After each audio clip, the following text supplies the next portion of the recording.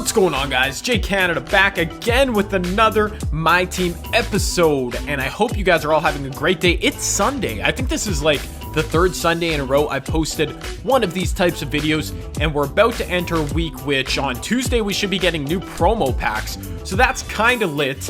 And if you remember in the last episode, I was talking all about the new throwback packs, which were actually good this week. Well, your boy went ahead, finished the collection. Wait, I'm spoiling it. I shouldn't be whatever. The title and thumbnail probably give it away anyways. I'm picking up Diamond Chris Paul. Gonna be talking about him a lot in this video, and the collection, okay, this is kind of interesting. The collection, as you can see, the golds, they're expensive, dude, like 20k a pop. But at the same time, it makes the packs pretty good to open. So as you'll see later in this video, I opened some more packs and actually made back a lot of the MT that I had to spend to finish the collection. Now, of course, I did have to sell somebody to make room for Chris Paul. I decided to sell Jason Kidd because I do love Jerry West so much, and Jason Kidd's price actually went up, so I sold him for a crisp 100k. So I'm actually sitting around the exact same amount of MT I had before I went for Chris Paul as I do have now. So I guess it was kind of a lateral move.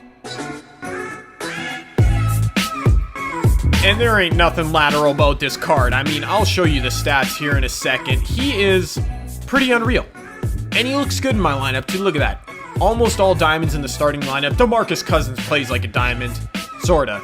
He's really good. But his stats, like I said last video, definitely better than Jason Kidd. The one thing I'll say, actually, I'm not going to talk about how he, well, maybe I will talk about how he plays now. Honestly, I haven't been impressed with him yet. I've played about 5 games with Chris Paul, and he hasn't done anything crazy. Actually, the 2 games that I'm going to show you in this video, they aren't so hot. I'll just be honest. Spoiler alert. But you know what? It's the same thing as with Vince Carter. James Harden hitting a 3 there. But when I got Vince Carter, I wasn't hyped about him just because it costs a lot to get these types of players, the collection rewards. So I want them to be great. And I just end up forcing things with them, so I'm not concerned. In a few games, a few days, I'll definitely get used to the CP3, and like I said, his stats, flawless across the board, other than not being able to dunk. Look at Vince Carter, bang. I told you, Vince Carter just took a few days, boy. But yeah, other than not being able to dunk, Chris Paul has no weak stats at all. I wish he had more than just, I think he only has 1 Amethyst Hall of Fame badge, so I do wish he had more than that, but I applied a bunch of other gold ones to him. Worked out pretty good, but this sequence right here is about how his game went for me. Missed a layup, missed a 3.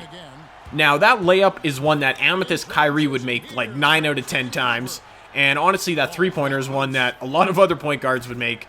I did find that, or I am finding rather, that Chris Paul, his jumper, it's a little whack, and I'm not sure. I think I've used other versions. I use one in my budget series. Maybe I just don't shoot with him, but there it goes. The first jumper I make with him, it takes a while to get off. So that's not always the worst thing. Jason Kidd's jumper was slow too, but once you kind of figure out how to use it, I want to say, or when you can get it off, I just got to figure that out, and I'm sure he'll start to be money for me. I have to stay positive. Like, I literally have to. I have no other option. Look at him finishing at the rim. That's a tough finish. I mean, I was taking bad shots. I will admit it. I'll be the first one to admit I wasn't playing smart with him, but when you get a new player, you have to force it with him, right? Like, that's just the rule. And look at this little awkward left-handed Euro step floater thing. I don't know. It took a goaltending, but it did go down, so I'll take that. And look at this defense by Chris. Look at that. Get ripped, son. Get ripped. This isn't why you get a CP3, but it is why you keep James Harden. Oh, that dunk was dirty. Maybe that is why you get a CP3. He ripped the man. I think Russell Westbrook this guy had. Rips Russell Westbrook. Feeds it over to James Harden for the slam. And as you can see, we did take this game handily. I basically just showed Chris Paul highlights in this game as I finally get a 3 to go with time ticking away. Yeah, that was disrespectful, but I had to make one with Chris Paul. 5 for 16. I'm Shaleep. Just kidding. Not Cash Nasty, but 11 points, 9 assists. If you don't look at the turnovers and the shooting percentages, you might think CP3 had a good debut. But he didn't. Anyways, he is, you know what? I'm going to say he's a good card, because once I figure out how to use him, like I've said a million times, he's going to dominate. His stats are good enough. I'm not too concerned.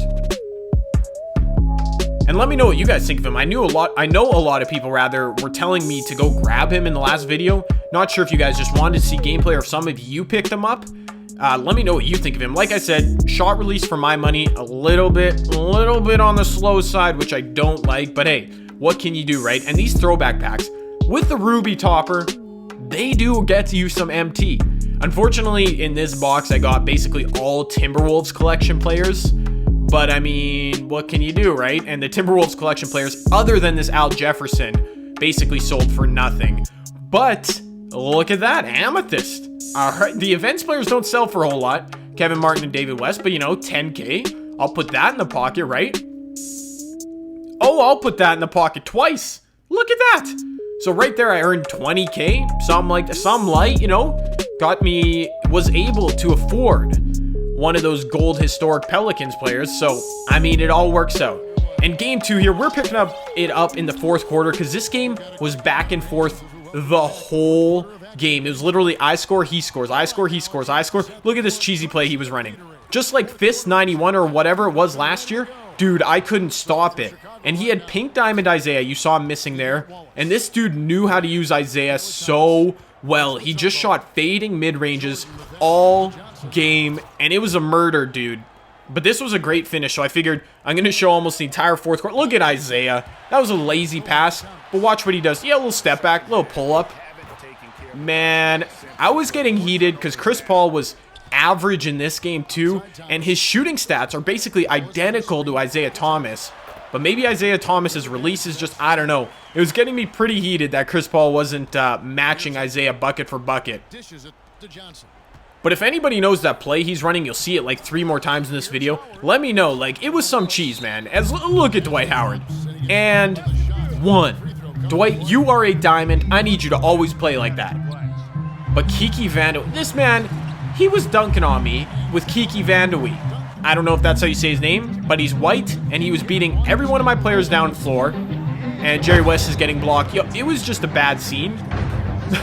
We're actually down 7 at this point with 2 minutes left. Had to be clutch, brought the starters back in.